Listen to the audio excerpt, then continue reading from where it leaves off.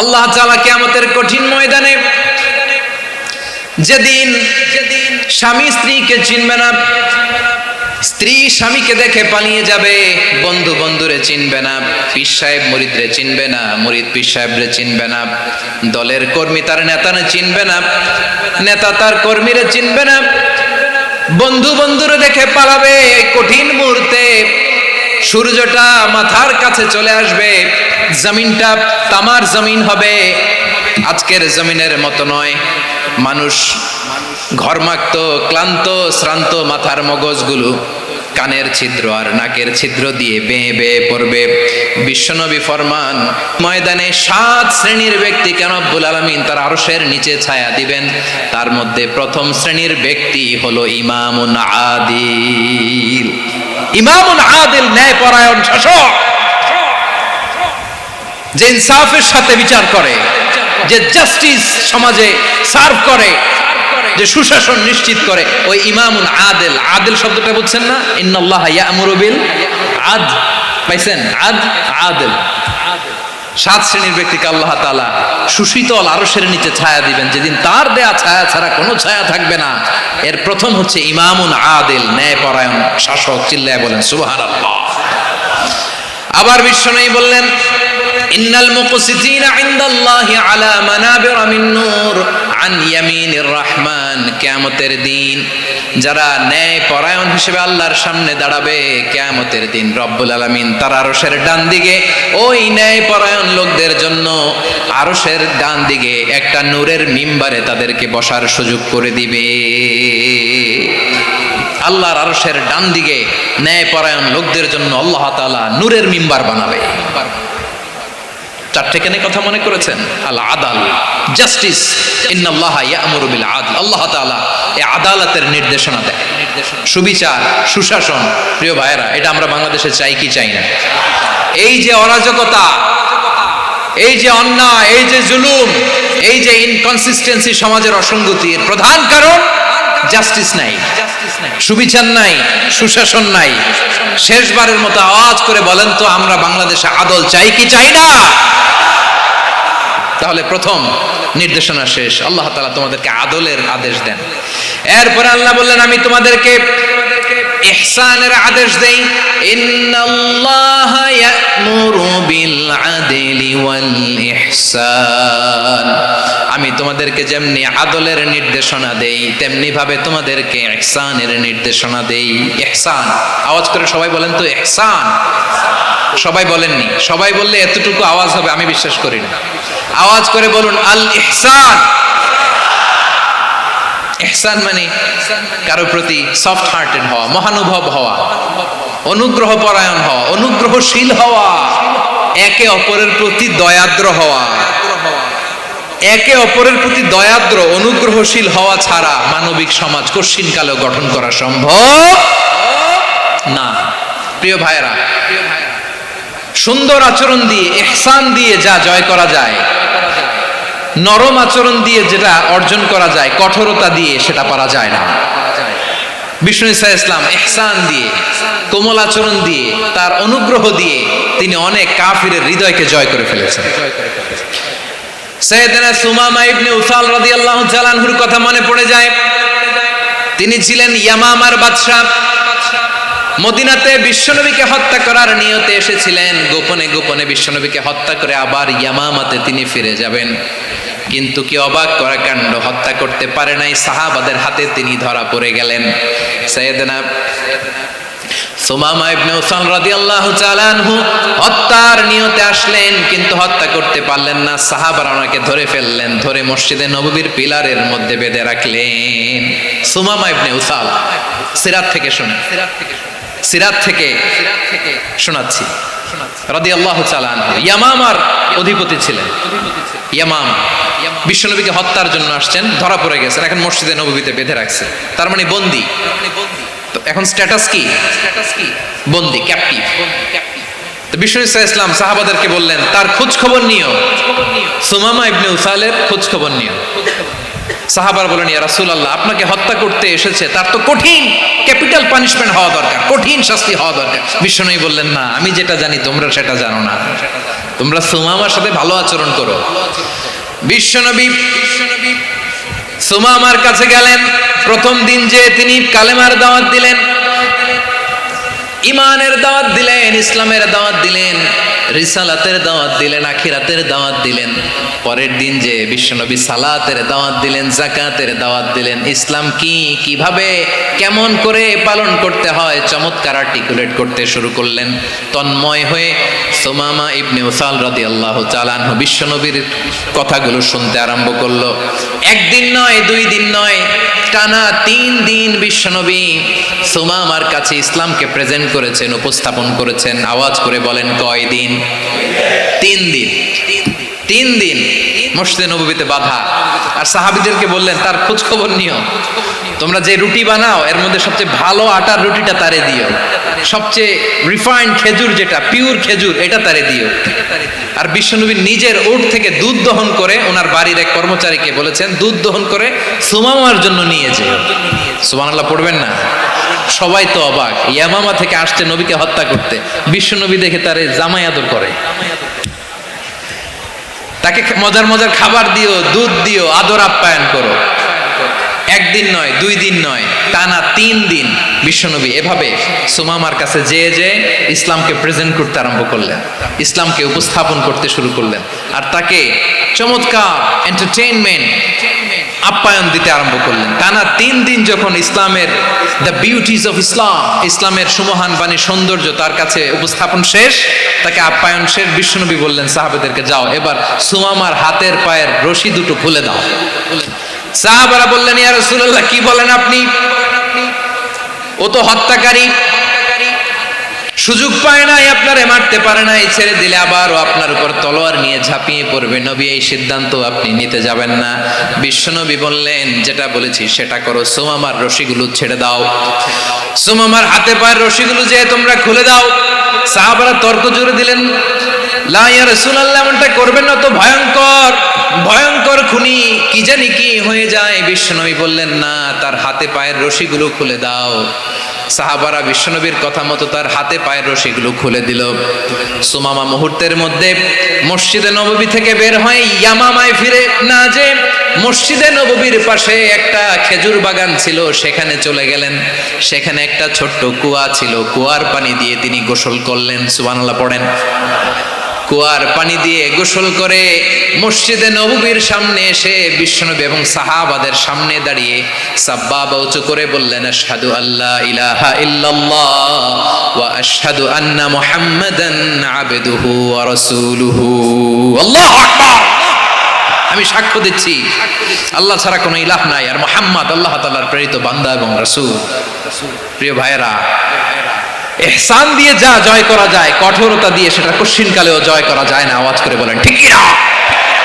এবার সুমামা দাঁড়িয়ে বলে, ওগো নবী, আমি তো কালিমা পড়ে মুসলমান হয়ে গেলাম, এবার শোনেন, এই মুহূর্তের আগে আপনার চেহারার চাইতে নিকৃষ্ট কোনো চেহারা আমার কাছে ছিল না, কিন্তু শাহাদা পাঠ করার পরে আপনার চেহারার চাইতে উত্তম শ্রেষ্ঠ কোনো চেহারা আমার কাছে আর নাই। ও নবী, আজকের দিনের আগে ইসলাম ধর্মের চেয়ে নিকৃষ্ট অপছন্দনীয় কোনো ধর্ম আমার কাছে ছিল না, কিন্তু এই মুহূর্ত থেকে ইসলামের চেয়ে সেরা শ্রেষ্ঠ পছন্দনীয় কোনো ধর্ম আমার কাছে নাই। নবী গো, আজকের দিনের আগে মদিনার চাইতে অপছন্দনীয় নিকৃষ্ট কোনো শহর আমার কাছে ছিল না, কিন্তু এই মুহূর্তের পর থেকে মদিনার চাইতে কোনো শ্রেষ্ঠ শহর আমার জানা নাই। সে ছিল গমের বড় ডিলার, গম বেচত। কি বেচত? তার গম কিনে মক্কার লোকেরা রুটি খাইতো। সে ঘোষণা দিল, আজকে থেকে মক্কাবাসীদের জন্য সব গম আমি হারাম করে দিলাম, মক্কাবাসী এখন না খেয়ে মরে। সুবহানাল্লাহ পড়বেন না? মক্কাবাসী বিশ্বনবীর কাছে আসলেন, এসে বললেন, মুহাম্মদ, আমরা তো তোমার ভাই, তোমার চাচা, তোমার ভাতিজা, তোমার আত্মীয়, তুমি সুমামারে বলো সে যেন আবার গমের সাপ্লাই মক্কার জন্য অনুমতি দিয়ে দেয়। বিশ্বনবীর অনুমতি ক্রমে সুমামা আবার মক্কাতে গম পাঠাতে শুরু করলো। পড়েন সুবহানাল্লাহ। ইহসান, ইহসান দিয়ে আপনি যেটা জয় করতে পারবেন, you can win the heart of your enemies. ইহসান ইহসান দিয়ে আপনি আপনার শত্রুর হৃদয়কে জয় করতে পারবেন। আওয়াজ করে বলেন ঠিক কিনা? এজন্য আল্লাহ বললেন ওয়ানফিকু ফি সাবিলিল্লাহি ওয়ালা তুলকু বিআইদিকুম ইলাত তাহলুকা ওয়া আহসিনু ইন্নাল্লাহা ইউহিব্বুল মুহসিনিন। তোমরা আল্লাহর রাস্তায় দান করবে আর নিজেরা নিজেদেরকে ধ্বংসের হাতে ঠেলে দিও না। তোমরা একে অপরের প্রতি ইহসান করবে, কারণ ইহসানকারীদেরকে আল্লাহ বড্ড ভালোবাসেন। সুবহানাল্লাহ পড়েন। আবার সূরা রহমানে আল্লাহ বললেন হাল জাযাউল ইহসানি ইল্লাল ইহসান ফাবিআইয়ি আলা, সবাই পড়েন ফাবিআইয়ি আলাই রাব্বিকুমা তুকাযযিবান। ইহসানের প্রতিদান হিসেবে ইহসানি হয়। বিশ্বনবী সুমামার প্রতি যেমন ইহসান করেছেন, সুমামাও ঠিক তেমন ইহসান ফিরিয়ে দিয়েছে। ঠিক কিনা বলেন? তাহলে এক নম্বরে হচ্ছে আদ, ন্যায় বিচার। দুই নম্বরে সবাই বলে ইহসান, সদাচরণ। ইহসান দুই ধরনের প্রিয় ভাইরা, ইহসান ফিল ইবাদা, ইহসান ফিল মুআমালা। ইহসান ফিল ইবাদা হচ্ছে একাগ্র অনুভবে ইবাদতে ডুব দেওয়া, এর নাম ইবাদতের ইহসান। সুবহানাল্লাহ পড়ো। বিশ্বনবী বলেন ইহসান মানে কি জানো নাকি? হাদিসে জিবরিলে সাইয়েদনা জিবরিল আলাইহিস সালাম বিশ্বনবীকে বললেন আখবিরনি আনিল ইহসান। নবী আমাদেরকে বলেন ইহসান মানে কি? বিশ্বনবী বললেন আনতা আবুদাল্লাহা কাআন্নাকা তারাহু ফাইন লাম তাকুন তারাহু ফাইন্নাহু ইয়ারাক। ইহসান মানে হলো এমন ভাবে তুমি আল্লাহর সামনে নিজেকে উজাড় করে ইবাদত করবে, তুমি ভাববে তুমি আল্লাহকে দেখতে পাচ্ছ। আর এটা যদি ভাবা তোমার জন্য কঠিন হয়ে যায়, অন্তত এতটুকু তুমি ভাববা যে আল্লাহ তোমাকে দেখতে পাচ্ছেন। ঠিক কিনা বলেন? ও আমার বীর চট্টলার ভাইয়েরা, কেউ যেটা দেখে না সেটা দেখে কে? এই বিশ্বাস হৃদয়ের মধ্যে আছে? নামাজে যখন দাঁড়ান এই ফিলিংসটা আনা যাবে? হ্যাঁ, এশার সালাত তো এখনো হয় নাই না? আলোচনা শেষে এশার সালাত এখানে অনুষ্ঠিত হবে, তাই না? আচ্ছা বলুন তো, আমরা এশার সালাত পর্যন্ত বেঁচে থাকবো এই গ্যারান্টি আছে কার কার? হাত তোলেন। কয়েকজন হাত তুলছে পেছনে, না বুঝে তুলে ফেলছে। এশা পর্যন্ত যে আমরা হায়াত পাবো কোনো গ্যারান্টি আছে? সবাই আওয়াজ করে বলেন গ্যারান্টি আছে? গ্যারান্টি নাই। এই জন্য বিষ্ণু ইসলাম বলেছে এমন ভাবে নামাজে দাঁড়াও, ইবাদত করো, মনে করো হতে পারে এটাই আমার জীবনের শেষ নামাজ। পারফর্ম দ্য সালাহ as if this is your last and final prayer. এমন ভাবে সালাতে দাঁড়াও, ভাবো হতে পারে এটাই তোমার জীবনের শেষ নামাজ। এমন ভাবে নামাজে দাঁড়াও, ভাবো এটাই শেষ নামাজ। তাহলে নামাজে একাগ্রতা বাড়ায় দিবে কে? ফলে ইবাদতের ইহসান আমাদের অর্জিত হবে। আর মুআমালাতে ইহসান হলো, বিশ্বনবী বলেন ইন্নাল্লাহা তাবারাকা ওয়া তাআলা কাতাবাল ইহসানা আলা কুল্লি শাই ফাইদা কাতালতুম ফাআহসিনুল কিতলা ওয়া ইযা যাবাহতুম ফাআহসিনুয যাবহা ওয়ালিয়ুহিদ্দা আহাদুকুম শাফরাতাহু ওয়ালিয়ুরিহ যাবিহাতাহু। ইহসান দুই ধরনের। আওয়াজ করে বলতে হবে কয় ধরনের? সবাই বলুন আওয়াজ করে, কয় ধরনের? একটা হচ্ছে ইহসান ফিল ইবাদা, ইবাদতে ইহসান। ইবাদতে ইহসান কি? একাগ্র অনুভব দিয়ে ইবাদত করা, মন প্রাণ দিয়ে ইবাদত করা। আর মুআমালাতে ইহসান কি?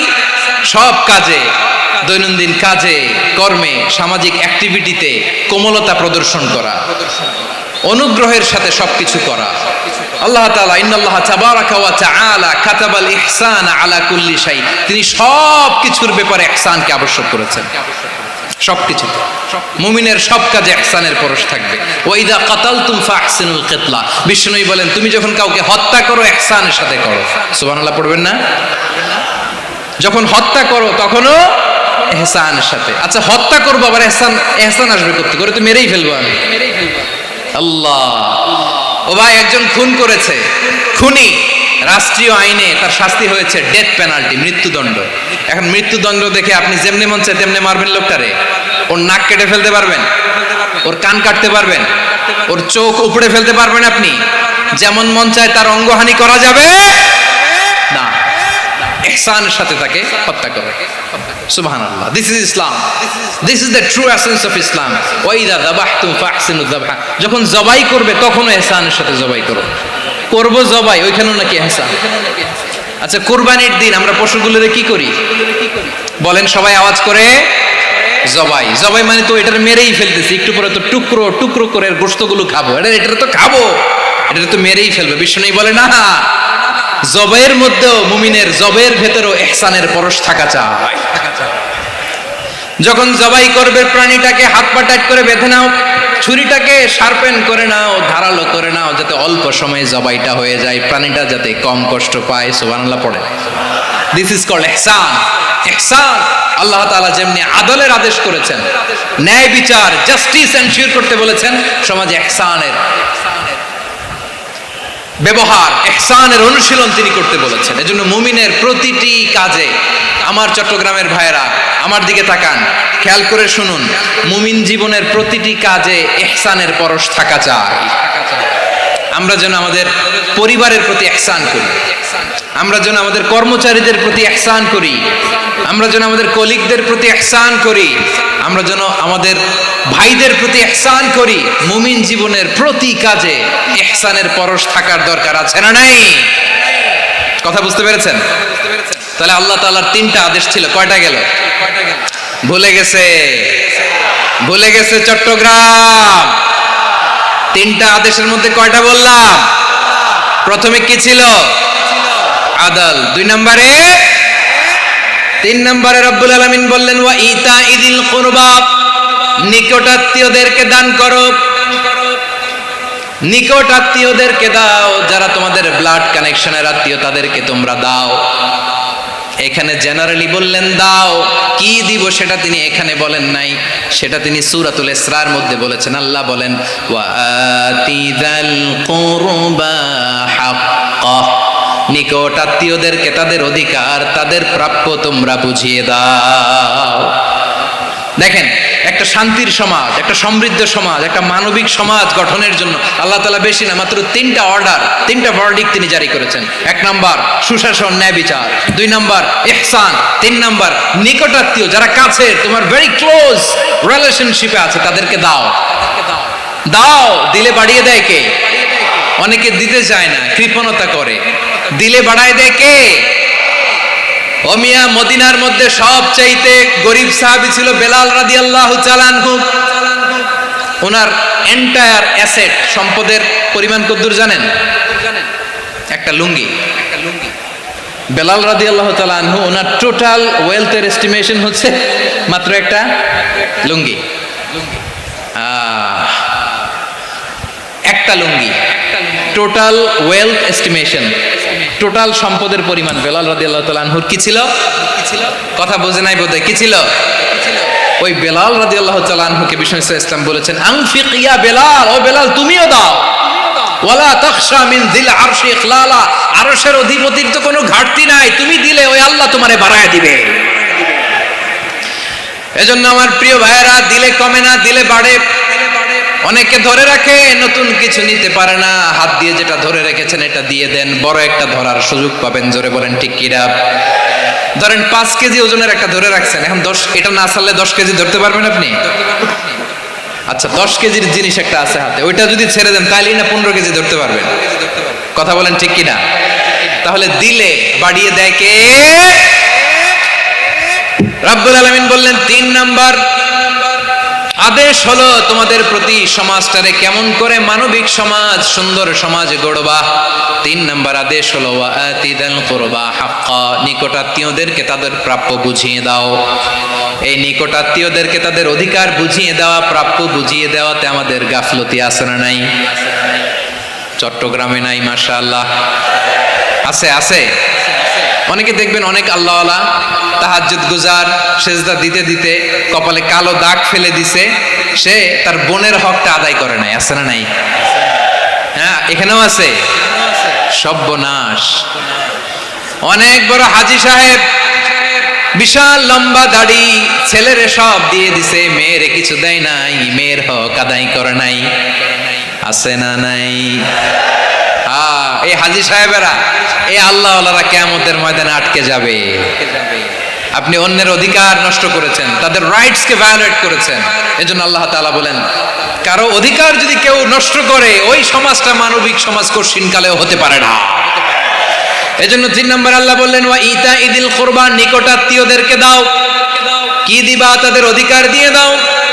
বোনের অধিকার বুঝিয়ে দাও, মেয়ের অধিকার বুঝিয়ে দাও, ফুফুর অধিকার বুঝিয়ে দাও। দেখবেন অনেক মায়েরা ছেলের পাতে মুরগির রান দেয়, মেয়ের পাতে দেয় মুরগির ঠ্যাং। এরকম আছে না নাই? ছেলেরা কি দেয়? মুরগির। মেয়ের পাতে কি দেয়? তো মেয়ের কি মুরগির রান খেতে মনে চায় না? মনে চায় না? এমনটা করা যাবে না। নিকটাত্মীয়দেরকে অধিকার দিয়ে দাও, নিকটাত্মীয়ের সাথে সুসম্পর্ক রাখো। আদেশটা কার? এজন্য প্রিয় ভাইয়েরা, জীবনে যদি বারাকা অর্জন করতে চান, নিকটাত্মীয়দের সাথে সুসম্পর্ক রাখতে হবে, তাদের জন্য উপহার পাঠাতে হবে। বিশ্বনবী বলেন লা ইয়াদখুলুল জান্নাতা কাতে, যে ব্যক্তি আত্মীয়তার সম্পর্ককে ছিন্ন করে দেয় সে কশিন কালেও আল্লাহর জান্নাতে ঢুকবে না। আপনি কি এটারে সহজ হাদিস মনে করছেন? এটা সহজ কথা? আপনি ভাবছেন আপনার নামাজ আপনার বাঁচাতে পারবে, আপনার রোজা বাঁচাতে পারবে, আপনার তাহাজ্জুদ আপনারে বাঁচাতে পারবে? অধিকার নষ্ট করলে কিছুই আপনারে বাঁচাতে পারবে না। এজন্য নিকট আত্মীয়দেরকে দিতে হবে বেশি বেশি। বিশ্বনবী বলেন ইন্না সাদাকাতা আলাল মিসকিনি সাদাকা ওয়া আলা যির রাহিমি ইসনাতান সাদাকাতুন ওয়া সিলা। মিসকিনরে দান করলে শুধু দানের সওয়াব হয়, নিকট আত্মীয়কে দান করলে দুইটার সওয়াব হয়, সাদাকার সওয়াব হয়, আবার আত্মীয়তার বন্ধন অটুট রাখার সওয়াব হয়ে যায়। আবার বিশ্বনবী বললেন মান সাররাহু আইয়ুবসাতা লাহু ফি রিজকিহি ওয়া ইউনসালাহু ফি আসারিহি ফালইয়াসিল রাহিমা। যে ব্যক্তি তার রিজিকের প্রশস্ততা চায় আর হায়াতে বরকত চায়, সে যেন তার আত্মীয়ের সাথে সুসম্পর্ক রাখে। আমার প্রিয় চট্টলার ভাইয়েরা, আমাদের রিজিক বাড়ুক, এটা আমরা চাই কি চাই না? সবাই চান? হ্যাঁ, আমাদের রিজিকে প্রশস্ততা আসুক, চাই কি চাই না? আমাদের হায়াতে বরকত আসুক, আমরা চাই কি চাই না? এই দুইটা যদি চান তাহলে নিকট আত্মীয়দের সাথে সুসম্পর্ক রাখবেন। পারবেন? তাহলে সমাজটারে মানবিক সমাজ বানায় দিবে কে? 3টা আদেশ চলে গেল। কয়টা? আওয়াজ করে বলেন। 1 নম্বরে কি ছিল?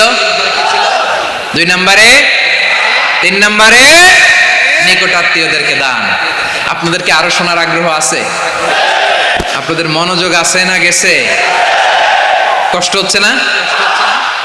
মাশাআল্লাহ, মাশাআল্লাহ। তাকবীর পড়ুন, লিল্লাহি তাকবীর।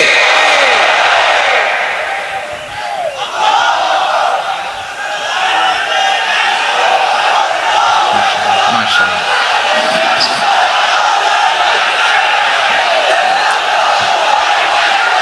আমার প্রিয় ভাইয়েরা, আল্লাহ তাআলা 3টা জিনিসের যেমনি আদেশ করেছেন, অনুরূপভাবে 3টা বিষয় তিনি বারণ করেছেন, নিষেধ করেছেন। ওগুলোর কাছেও যাওয়া যাবে। শুনবেন। রাব্বুল আলামিন বলেন ওয়ায়ানহা আনিল ফাহশাই ওয়াল মুনকারি ওয়াল বাগি। আমি যেমনি 3টি বিষয়ে আদেশ করলাম, অনুরূপভাবে 3টি বিষয়ে বারণ করলাম, নিষেধ করলাম। আমার 1 নাম্বার নিষেধাজ্ঞা হলো অশ্লীলতার প্রতি। ফাহশা ওয়ায়ানহা আনিল ফাহশা, আল্লাহ তাআলা অশ্লীলতাকে নিষেধ করেছেন। কোন জিনিসকে? সবাই বলুন, কোন জিনিসকে? যত ধরনের, যত টাইপের, যত ক্যাটাগরির অশ্লীলতা হতে পারে, সব অশ্লীলতাকে হারাম করেছেন কে? ফাহশা মানে কি? কথায়, কাজে, আচরণে, কমেন্ট, ফেসবুকের কমেন্টসে যত ধরনের নোংরামো আছে, যত ধরনের অশ্লীলতা আছে, এটাকে আরবিতে বলে ফাহশা। এটাকে কি বলে? রাব্বুল আলামিন বলেন কুল ইন্নামা হারামা রাব্বিয়াল ফাওয়াহিশা মা যাহারা মিনহা ওয়া মা বাতান। ও নবী, আপনি বলে দেন আমার রব প্রকাশ্য, অপ্রকাশ্য, স্পষ্ট কিংবা অস্পষ্ট, দৃশ্যমান কিংবা অদৃশ্যমান সব অশ্লীলতাকে হারাম করেছেন। সব ধরনের অশ্লীলতা হারাম, সব ধরনের। আল্লাহ তাআলা আমাদেরকে অশ্লীলতা থেকে বাঁচান, অশ্লীলতা থেকে তিনি আমাদেরকে হেফাজত করুক। পড়েন আমিন। এবার বলেন, আমাদের সমাজে অশ্লীলতা আছে না নাই? চট্টগ্রামে নাই? আমি কই নাই, ওনারা বলে আছে। দেখছেন, আমি সামহাও বাঁচায় দেওয়ার ট্রাই করতেছি, ওনারা বলে আছে। অশ্লীলতা নানা ভাবে নানা নামে নানা মোড়কে আমাদের সমাজে আছে না নাই? সংস্কৃতির নামে, ফ্যাশনের নামে, বিনোদনের নামে, উপন্যাসের নামে, কনসার্টের নামে অশ্লীলতা আছে না নাই? আপনি দেখেছেন কনসার্টগুলোর অবস্থা? এই যে আতিফ আসলাম যে আসছে আমাদের দেশে, তারপর কে কে আসছে, আমাদের তরুণ তরুণীরা, আমাদের যুবক যুবতীরা, আমাদের জেনজিরা, কি অবস্থা ওইখানে? হ্যাঁ, কি অবস্থা? কে বাঁচাবে ওদের? কে রক্ষা করবে ওদের ইমানের, ওদের চরিত্রের হেফাজতের গ্যারান্টি কে দিবে? কনসার্টের নামে অশ্লীলতা আছে না নাই? ছেলে মেয়ে একে অপরকে জড়ায় ধরতেছে, একে অপরকে চুমো খাচ্ছে প্রকাশ্যে, দিবালোকে, গণমানুষের সামনে। আল্লাহ তাআলা এই অশ্লীলতা থেকে আমাদেরকে বেঁচে থাকতে বলেছেন, বেঁচে থাকতে বলেছেন। রূপালী জগতের নামে অশ্লীলতা আছে না নাই? এই টার্মটা আপনারা জানেন না? রূপালী জগৎ কি জগৎ? আসলে কি রূপালী জগৎ না অন্ধকার জগৎ? আমার বোনেরা, আপনাদেরকে যে কি বলে তারা বুঝায়, রূপালী জগৎ শুনেই আপনি ভরকে যাবেন না। রূপালী জগতে যে নারী যত বেশি উলঙ্গ, সে নাকি তত বেশি সাহসী। জানেন, বলে এটা একটা সাহসী নারী, খুব সাহসী পদক্ষেপ তার। যত বেশি শরীর থেকে কাপড় নামাতে পারবে, যত বেশি বস্ত্রহীন হয়ে নিজেকে প্রেজেন্ট করতে পারবে, সে নাকি তত বেশি সাহসী। আমার চট্টলার ভাইয়েরা, শয়তানের প্রথম এজেন্ডা ছিল বনি আদমকে বস্ত্রহীন করা। সে আদম এবং হাওয়া আলাইহিস সালামকে নিষিদ্ধ গাছের ফল খাইয়ে তাদেরকে বস্ত্রহীন করেছে। এই জামিনেও সে আমাদেরকে বস্ত্রহীন করতে চাইবে। এই রূপালী জগতের নামে তারা এটা করে। আমার প্রিয় বোনেরা, আপনি জানেন না আপনার দাম কত। ওরা আপনাদেরকে বিজ্ঞাপনের সস্তা পণ্য বানাতে চায়। ওরা আপনাদেরকে ওদের ভোগের লিপসার টুলস বানাতে চায়। ওরা আপনাদেরকে দিয়ে ওদের খায়েশ পূরণ করতে চায়। এটা আপনাদের জন্য মোটেও ডিগনিটি নয়, এটা আপনাদের জন্য সম্মান নয়। আপনার সম্মান শালীনতায়, আপনার সম্মান হেজাবে, আপনার সম্মান ভদ্রতায়, আপনার সম্মান আপনার ডিসেন্ট পোশাকে। পোশাক বলে দেয় এই নারীটা ভদ্র না অভদ্র। পোশাক বলে দেয় এই মেয়েটা কোন ঘরের মেয়ে। আওয়াজ করে বলেন ঠিক কিনা? আপনি জানেন না, আপনারা সস্তা পণ্য বানায়, ভোগের পণ্য, বিলবোর্ডে আপনাকে উলঙ্গ করে উপস্থাপন করে। এই অশ্লীলতার সাথে ইসলামের কোনো সম্পর্ক। এজন্য আল্লাহ বলেন, আমি অশ্লীলতাকে হারাম করেছি। অশ্লীলতাকে হারাম করার প্রথম কারণ হলো এর মাধ্যমে মানবতাকে অপমানিত করা হয়। কারণ মানুষের সম্মান মানুষের পোশাকে। মানুষ যখন পোশাকহীন হয়ে যায়, বস্ত্রহীন হয়ে যায়, তার সম্মান কমে যায়, ঠিক কিনা? অশ্লীলতাকে হারাম করার প্রথম কারণ হচ্ছে মানুষ মানুষকে অপমান করে। একটা নারী, সে তো সম্মানিত, নারী যে কত সম্মানিত নারীরা এটা বুঝেই নাই। বিশ্বনবী বলেন, আর দুনিয়া কুল্লুহা মাতা ওয়া খায়রু মাতা'আদ দুনিয়া আল মারআতুস সালিহা।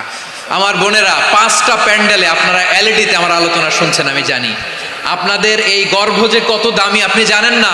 আপনার পেট থেকেই আসবে আগামী দিনের সালাহুদ্দিন আল আইয়ুবী। আপনার পেট থেকেই আসবে অনাগত দিনের ইমাম মাহদি আল মুনতাযর। আপনার পেট থেকেই আসবে অনাগত দিনের ফয়সাল, ওয়াসিম, মুগ্ধ, আবু সাইদের মতো বীর যোদ্ধা।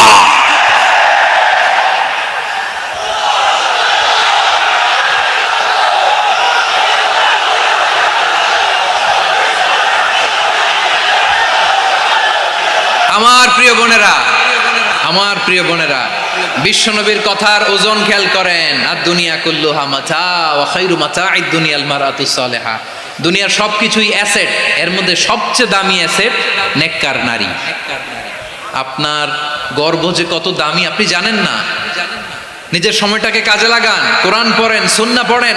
আপনার অনেক দায়িত্ব ঘরে। You are the MD of your family.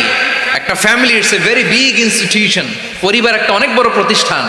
And you are the MD of your institution. আপনি এই পরিবারের MD, managing director of your family. এখানে আপনার কত দায়িত্ব।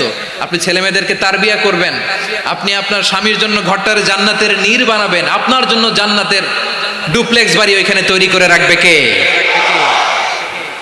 আপনি যে কত দামি আপনি জানেন না। নারীদেরকে আল্লাহ বানিয়েছেন উচ্চতর করে, নিম্নতর নয়। নারীদেরকে ছোট্ট জিনিস দিলে এটার বড় করে দেয়, নারীদেরকে ভ্রূণ দিলে, শুক্রাণু দিলে নারী এটারে বাচ্চা হিসেবে উপহার দেয়, ঠিক কিনা? বিয়ের মাধ্যমে স্বামী যখন তার শুক্রাণু তার স্ত্রীকে উপহার দেয়, স্ত্রী রিটার্নে কি উপহার দেয়? ফুল ফর্ম বেবি, মানব সন্তান। দেখছেন, আপনি দিলেন একটু, কুনি দিছে বিশাল। আপনি যদি নারীকে বাজার এনে দেন, নারী এটাকে সুস্বাদু খাবারে রূপান্তর করে দেয়। আপনি তাকে একটা মুচকি হাসি দিয়ে দেন, সে তার কলিজা দিয়ে দেয়। কিন্তু যদি আপনি তার মনে কষ্ট দেন, সে আপনার জীবনকে জাহান্নাম বানায়া দেয়। খবর আছে, নারীর মন বুঝতে পারলে নেয়ামত, বুঝতে না পারলে কিয়ামত, ঠিক কিনা বলে? কত দামি আপনি জানেন না, জানেন না আপনি কত দামি, অনেক দামি আপনি। আপনাদেরকে যেন ভোগের সস্তা পণ্য বানাতে না পারে, আপনাদেরকে সচেতন থাকতে হবে, সজাগ থাকতে হবে, কনসার্ন থাকতে হবে। শয়তানের ওই হাতছানির দিকে আর নজর দেওয়া যাবে না। তাহলে কেন আল্লাহ তাআলা এই ফাহশা অশ্লীলতাকে হারাম করলেন? এক নাম্বার, এতে হিউম্যান ডিগনিটি কমে। দুই নাম্বার, এতে মানুষের অধিকার নষ্ট হয়। আপনি বিয়ে করেছেন, এরে পরকিয়া করেন, ওর সাথে এরকম আছে না নাই? স্ত্রীর অধিকার নষ্ট করেছেন। আপনি বিবাহ সম্পর্কে আবদ্ধ হয়েছেন তার সাথে, আপনি পরকিয়া করেন ওই ছেলের সাথে, আপনি আপনার হাজবেন্ডের সাথে বিট্রে করেছেন। এজন্য আল্লাহ অশ্লীলতাকে হারাম করেছে। অশ্লীলতাকে হারাম করার আরেকটা কারণ হচ্ছে আল্লাহ তাআলা এই হিউম্যান জেনারেশনকে এটাকে প্রিজার্ভ করতে চায়। হিফজুন নাসল, এটা মাকাসিদুশ শরিয়ার অনেক গুরুত্বপূর্ণ একটা মাকাসিদ, অনেক গুরুত্বপূর্ণ।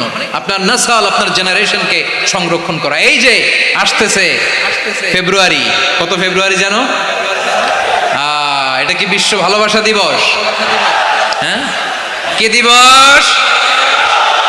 এই বিশ্ব ভালোবাসা দিবসের সাথে মুসলমানদের কোনো সম্পর্ক নাই। আমার প্রিয় ভাইরা, এই যে আপনি অবৈধ সম্পর্কে জড়ালেন, কেন আল্লাহ অশ্লীলতাকে হারাম করেছে দেখেন। বলতেছিলাম যে এটা আপনার নাসল, আপনার জেনারেশন, আপনার লিনিয়েজ, আপনার বংশকে প্রিজার্ভ করা। কে কার বাবা, কে কার মা, বাবা মা জানা, প্রজন্মকে প্রিজার্ভ করা, এটা ইসলাম ওয়াজিব করে দিয়েছে।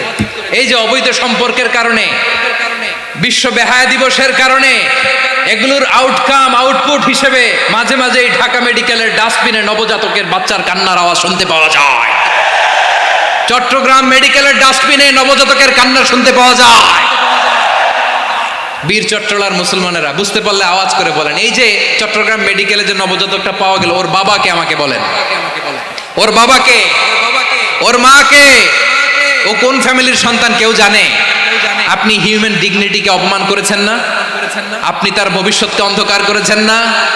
আপনি তার লিনিয়েজকে প্রশ্নবিদ্ধ করে দিয়েছেন না? এই জন্য আল্লাহ তাআলা অশ্লীলতাকে আমাদের জন্য হারাম করে দিয়েছেন। পড়েন সুবহানাল্লাহ। এই জন্য রাব্বুল আলামিন বলেন, কুল ইন্নামা হারামা রাব্বিয়াল ফাওয়াহিশা মা যাহারা মিনহা ওয়া মা বাতান। প্রকাশ্য অপ্রকাশ্য সব অশ্লীলতাকে হারাম ঘোষণা করে দিয়েছে কে? আবার দুনিয়ার বুকে যারা অশ্লীলতার প্রসার করে তাদের জন্য শাস্তি মজুদ রেখেছে কে? রব্বুল আলামিন বলেন, ইন্নাল্লাযীনা ইউহিব্বুনা আন তাশিআল ফাহিশাতু ফিল্লাযীনা আমানু লাহুম আযাবুন আলীমুন ফিদ দুনিয়া ওয়াল আখিরাতি ওয়াল্লাহু ইয়ালামু ওয়া আনতুম লা তা'লামুন। নিশ্চয়ই যারা বিশ্বাসীদের মাঝে অশ্লীলতার প্রচার প্রসার করতে চায় তাদের জন্য আমি মর্মন্তুদ শাস্তি প্রস্তুত করে রেখেছি, দুনিয়াতেও রেখেছি, আখিরাতেও রেখেছি। ঘোষণাটা কার? যারাই নাটকের নামে, সিনেমার নামে, রূপালী জগতের নামে, মুভির নামে, ওটিটি প্ল্যাটফর্মের নামে আমার সমাজে অশ্লীলতা ছড়াতে চায় তাদের জন্য কঠিন মর্মন্তুদ শাস্তি মজুদ রেখে দিয়েছে কে? ও আমার বোনেরা, এখনো আপনি জাগবেন না? এখনো আপনার চিন্তার দুয়ারে এখনো নাড়া পড়ে নাই? ওরা আপনাকে উলঙ্গ বানাতে চায়, ওরা আপনাকে আইটেম গার্ল বানাতে চায়। এজন্য ইসলাম অশ্লীলতাকে হারাম করেছে। হারাম। ইসলাম বলেছে যোজন যোজন দূরে থাকো, ওরা বলে না কাছে আসো, কাছে আসার গল্প, ক্লোজ আপ ওয়ান, কাছে আসার গল্প আছে না নাই? চট্টগ্রামে তো এগুলো নাই মাশাআল্লাহ। হ্যাঁ, এখানেও আছে ক্লোজ আপ ওয়ান, কাছে আসার গল্প। আল্লাহ বলেন ওয়ালা তাকরাবুজ জিনা, কাছেও এসো না, জিনা থেকে যোজন যোজন কিলো দূরে থাকো, ওরা বলে কাছে আসার গল্প। আমার বীর চট্টলার ভাইয়েরা, কাছে আসতে হলে আমরা কোরআনের কাছে আসব, কাছে আসতে হলে নবীর কাছে আসব, কাছে আসার গল্প হবে আমার রবের কাছে আসার গল্প। চিল্লায় বলো ঠিক কিনা?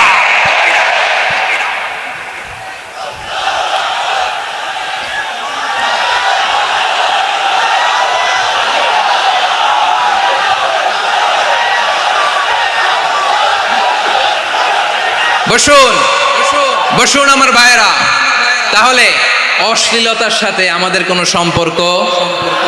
সবাই বলতে পারেননি, আওয়াজ করে বলুন, অশ্লীলতার সাথে আমাদের কোনো সম্পর্ক?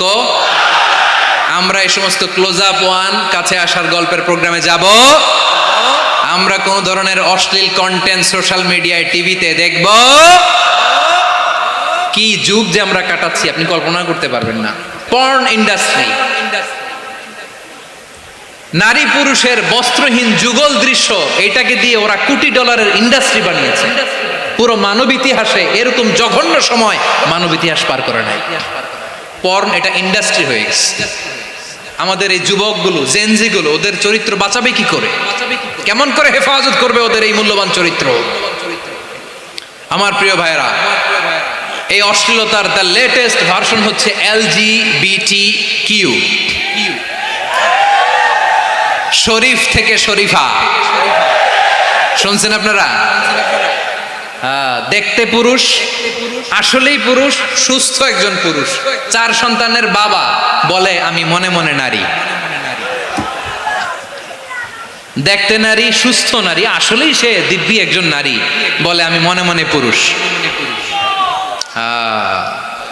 সবচেয়ে ভয়ঙ্কর অশ্লীলতার সবচাইতে লেটেস্ট ভার্সন হচ্ছে এই ট্রান্সজেন্ডারিজম। সুস্থ পুরুষ তার বায়োলজিক্যাল গ্রোথকে হরমোন দিয়ে স্টপ করে দিয়ে সে সার্জারি করে নারী হতে চায়, সুস্থ নারী পুরুষ হতে চায়। পুরুষ পুরুষের প্রতি সেক্সুয়ালি আকর্ষণ বোধ করে। এটা লূত আলাইহিস সালামের কওমের মধ্যে ছিল। এটাকেও আল্লাহ কোরআনে ফাহিশা বলেছেন। ওয়ালুতান ইয ক্বালা লিকাওমিহি আতাতুনাল ফাহিশাতা মা সাবাকাকুম বিহা মিন আহাদিম মিনাল আলামিন। লূত আলাইহিস সালাম বললেন, তোমরা কি এমন এক অশ্লীল কার্যক্রমে ডুব দিলে নাকি যেটা গোটা বিশ্বের কেউ কখনো করে নাই, তোমরাই প্রথম করেছো? পড়েন নাউযুবিল্লাহ। এই পশ্চিমের এই রোগ আমার দেশে যেন আসতে না পারে, আমাদের সজাগ থাকতে হবে। প্রিয় ভাইরা, চিল্লায় বলেন ঠিক কিনা? পশ্চিমের অবস্থা ভয়ঙ্কর। পাশ্চাত্যে আমি যুক্তরাষ্ট্রে ছিলাম অনেকদিন, কয়েক মাস, বিভিন্ন স্টেটে ঘুরেছি। গার্ডিয়ানরা উদ্বিগ্ন, ছেলে মেয়েদেরকে, ছোট্ট ছেলে মেয়ে, ওদেরকে জিজ্ঞেস করে তুমি how do you feel right now inside yourself, তুমি ভিতরে ভিতরে কেমন ফিল করো, তোমার কি ছেলে ছেলে লাগে না মেয়ে মেয়ে লাগে? আচ্ছা বলেন, এই ছোট্ট বাচ্চাটা ওকে এগুলো জেন্ডার অ্যাসাইনমেন্ট বলতে এগুলো কিছু বুঝে? এইভাবে মিসগাইড করা হচ্ছে। কৌতূহল বশত ছোট্ট ছেলে যদি বলে আমার তো মেয়ে মেয়ে লাগে, তখন বলে যে না তুমি মেয়ে, ছেলে না। মা বাবা বাধা দিলে ওকে আলাদা গভর্নমেন্ট হাউসে নিয়ে যাবে। ভয়ঙ্করতম অবস্থা। আমরা একটা সময়ে শুনতাম যে হুজুর আমার ছেলেটা খুব ভালো, হাফেজে কোরআন, আল্লাহওয়ালা। হুজুর আমার ছেলে দাড়ি রাখছে, আল্লাহওয়ালা। হুজুর আমার ছেলে 5 ওয়াক্ত সালাত জামাতের সাথে পড়ে, তার মানে আল্লাহওয়ালা। পশ্চিমে যে আমি কি শুনছি জানেন? ওরা বলে হুজুর আমার ছেলেটা ইউনিভার্সিটির একটা মেয়ের সাথে প্রেম করে, ও খুব আল্লাহওয়ালা, হুজুর দোয়া করবেন। এর কারণ ওদের কাছে আল্লাহওয়ালার ক্রাইটেরিয়া হচ্ছে হুজুর আমার ছেলেটা আরেক ছেলের পছন্দ করে নাই, আমার মেয়েটা আরেক মেয়েকে ভালোবাসে নাই, এজন্য আমার ছেলেটা আল্লাহওয়ালা, হুজুর ওর জন্য একটু দোয়া করে দিয়ে। কি চ্যালেঞ্জ ওরা ফেস করতেছে। ওনার ছেলে যে আরেক ছেলেরে বিয়ে করবে না, এটাতেই উনি খুশি যে আলহামদুলিল্লাহ আমার ছেলেটা একটা মেয়েরে ভালোবাসে, আমার মেয়েটা একটা ছেলেরে ভালোবাসে, মানে এটা খুব আল্লাহওয়ালা। নাউজুবিল্লাহ পড়তে পারলেন না?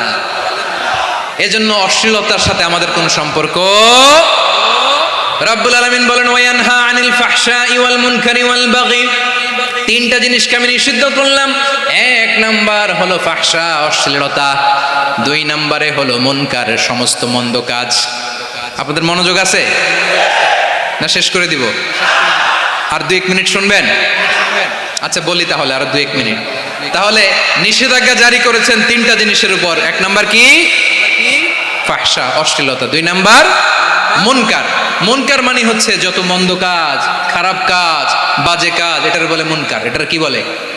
আপনারা পড়ছেন না? তা'মুরুনা বিল মা'রুফি ওয়া তানহাউনা আনিল মুনকার। ভালো কাজের আদেশ, সৎ কাজের আদেশ, অসৎ কাজের নিষেধ। মুনকার, মুনকার হচ্ছে মানুষের স্বাভাবিক বিবেকবোধ যেটাকে খারাপ বলে, ওইটাই মুনকার। পৃথিবীর সব আসমানি গ্রন্থ যেটাকে খারাপ বলেছে, মানুষের স্বাভাবিক বিবেকবোধ যেটাকে খারাপ বলেছে, এগুলো সব মুনকার। যেমন ইফটিজিং, এটা কি ভালো না খারাপ? মজুদদারি, খাদ্যে ভেজাল দেওয়া, ওজনে কম দেওয়া, মাছে ফরমালিন মিশানো, চাঁদাবাজি, টেন্ডারবাজি, দখলবাজি, এগুলো আমাদের স্বাভাবিক বিবেকেই বলে এগুলো খারাপ, এগুলো হচ্ছে মুনকার। আল্লাহ তাআলা এই মুনকার থেকে আমাদেরকে বেঁচে থাকতে বলেন, আর শয়তান এই মুনকারের প্রতি আমাদেরকে উদ্বুদ্ধ করে। আল্লাহ তাআলা বললেন ইয়া আইয়ুহাল্লাযীনা আমানু লা তাত্তাবিউ খুতুওয়াতিশ শাইতান ফাইন ওয়া মান ইয়াত্তাবি' খুতুওয়াতিশ শাইতানি ফাইন্নাহু ইয়া'মুরু বিল ফাহশাই ওয়াল মুনকার। আল্লাহ বললেন আমার গোলামেরা শোনো শোনো, ও আমার বিশ্বাসী বান্দারা খবরদার, তোমরা কশিনকালেও শয়তানের পদাঙ্ক অনুসরণ করবে না, কারণ শয়তান তোমাদেরকে অশ্লীলতা এবং মন্দ কাজের দিকে উদ্বুদ্ধ করে। আমাদের কাজ হচ্ছে শয়তান আমাদেরকে যেদিকে নিতে চায় আমরা তার উল্টা দিকে যাব, ঠিক কিনা বলে? শয়তান এই মন্দ কাজকে আমাদের কাছে বিউটিফাই করে, চাকচিক্যময় করে আমাদের সামনে উপস্থাপন করে। এজন্য আল্লাহ বলেন মুনকারকে থামাতে হবে, মুনকার প্রতিরোধ করতে হবে। মুনকার প্রতিরোধের দায়িত্ব শুধু আমাদের নাকি? শুধু আপনার খতিব সাহেবের, ইমাম সাহেবের, নাকি মুসলিম উম্মার সবার? আওয়াজ করে বলুন, মুনকার অসৎ কাজ প্রতিরোধের দায়িত্ব কার? রাব্বুল আলামিন বলেন কুনতুম খায়রা উম্মাতিন উখরিজাত লিন-নাসি তা'মুরুনা বিল মা'রুফি ওয়া তানহাউনা আনিল মুনকার। তোমাদেরকে শ্রেষ্ঠ জাতি করে জমিনের মধ্যে আবির্ভূত করা হয়েছে, যাতে করে তোমরা জমিনের ভেতরে সৎ কাজের আদেশ করতে পারো আর অসৎ কাজের নিষেধ করতে পারো। উম্মাহ কুনতুম খায়রা, তাহলে গোটা উম্মার দায়িত্ব, এটা বুঝতে পারছেন তো? আচ্ছা আরো নিচে আসেন। এরপরে আল্লাহ বললেন শুধু উম্মাহ না, এই জমিনের রাজত্ব আমি যাদের হাতে দেই, এই জমিনের মালিক আমি যাদেরকে বানিয়ে দেই, যাদেরকে আমি সরকারের দায়িত্ব দেই, তাদেরকেও মুনকার প্রতিরোধের দায়িত্ব দিয়েছে কে? আল্লাহ বলেন যারা ক্ষমতার মসনদে বসেছে তাদেরকে 4 দফা কর্মসূচি আমি আল্লাহ দিলাম। আওয়াজ করে বলেন কয় দফা? আল্লাহ বলেন আল্লাযীনা ইম্মাক্কান্নাহুম ফিল আরদি আকামুস সালাতা ওয়া আতাউয যাকাতা ওয়া আমারু বিল মা'রুফি ওয়া নাহাউ আনিল মুনকার ওয়ালিল্লাহি আকিবাতুল উমুর। যারা এই জমিনের উত্তরাধিকার হয়েছে তারা 4 দফা কর্মসূচি নিয়ে সামনে আগাবা। সালাত কায়েম করবা, যাকাত আদায় করবা, সৎ কাজের আদেশ দিবা, অসৎ কাজ থেকে মুনকার প্রতিরোধ করবা। আদেশটা কার? আমার প্রিয় চট্টলার ভাইরা, পুরো উম্মার দায়িত্ব মুনকার প্রতিরোধ করা, সরকার প্রধানের দায়িত্ব মুনকার প্রতিরোধ করা। এরপর আল্লাহ বলেন প্রতিটা ফ্যামিলির যিনি প্রধান সিইও বাবা, প্রত্যেক বাবারও দায়িত্ব এই মুনকার প্রতিরোধ করা। আওয়াজ করে বলেন ঠিক কিনা? যেমনটি সাইয়েদনা লুকমান আলাইহিস সালাম ওনার কলিজার টুকরা সন্তানকে আদেশ করেছেন ইয়া বুনাইয়া আকিমিস সালাতা ওয়া'মুর বিল মা'রুফি ওয়ানহা আনিল মুনকার। পড়েন সুবহানাল্লাহ। বাবা ছেলেকে সবক দিচ্ছে, কে সবক দিচ্ছে? কাকে? লোকমান আলাইহিস সালাম ছেলেকে বলতেছে, ওরে আমার কলিজার টুকরা সন্তান, ওরে আমার বাছা, নামাজ কায়েম করবা, সৎ কাজের আদেশ দিবা, আর মুনকার প্রতিরোধ করবা, অসৎ কাজ, সমাজ থেকে খারাপ কাজকে ঝেঁটে বিদায় করে দিবা। তাহলে দেখেন আমি স্টেপ বাই স্টেপ নামলাম। পুরা উম্মার দায়িত্ব, জমিনের উত্তরাধিকারী আল্লাহ যাদেরকে বানিয়েছেন সরকার, তাদের দায়িত্ব, প্রতিটি ফ্যামিলির প্রধানের দায়িত্ব, এরপরে বিশ্বনবী বলেন সচেতন প্রতিটি মুসলিমের দায়িত্ব সমাজ থেকে মুনকারকে উৎখাত করা। বিশ্বনবী বলেছেন, মান রাআ মিনকুম মুনকারান ফালিয়ুগাইয়িরহু বিয়াদিহি ফাইন লাম ইয়াস্তাতি ফাবিলিসানিহি ওয়া ইন লাম ইয়াস্তাতি ফাবিকলবিহি ওয়া যালিকা আযআফুল ঈমান। সমাজে যে মুনকার দেখবে, খারাপ কাজ দেখবে, সে যেন হাত দিয়ে সেটাকে থামায়। কি দিয়ে? আপনাদের তো হাত নাই না? হাত আছে, হাত আছে। ওরা যেই হাত দিয়ে অন্যায় করে ওইটা প্রতিরোধের জন্য আমাদেরও হাত আছে না নাই? থামাতে হবে, থামাতে হবে।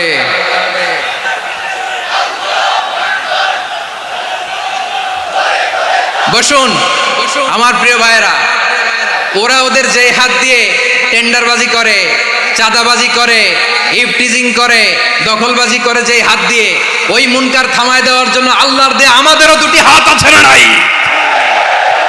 আমাদেরও হাত আছে, থামাইতে হবে, থামাইতে হবে, হিম্মত করতে হবে। আমার প্রিয় ভাইয়েরা, না থামালে আমরাই ডুববো শেষমেশ। আমাদের বাঁচার জন্য হইলেও থামাইতে হবে। রব্বুল আলামিন বলেন, ওয়াত্তাকু ফিতনাতাল লা তুসিবান্নাল্লাযীনা যালামু মিনকুম খাসসা। ও আমার গোলামেরা, ওই আযাবকে ভয় করো যে আযাব যখন আমি জমিনের বুকে পাঠাই শুধু জালেমদেরকেই মারি না, আলেমদেরকেও মারি। আযাব যখন আসে তখন শুধু জালিমই মরে না, আলেমও মরে। জানেন, মুসা আলাইহিস সালামের পায়ে একবার একটা লাল পোকা কামড় দিয়েছে, লাল পিঁপড়া। লাল পিঁপড়া কামড় দিলে খুব আরাম লাগে না? কি লাগে? হ্যাঁ, জ্বলে না? লাল একটা পিঁপড়া কামড় দিছে, তো উনি রেগে মেগে পাশি দেখে লাল পিঁপড়ার বাসা, পা দিয়ে ডলে মুছে সবগুলো পিঁপড়া মেরে ফেলছে।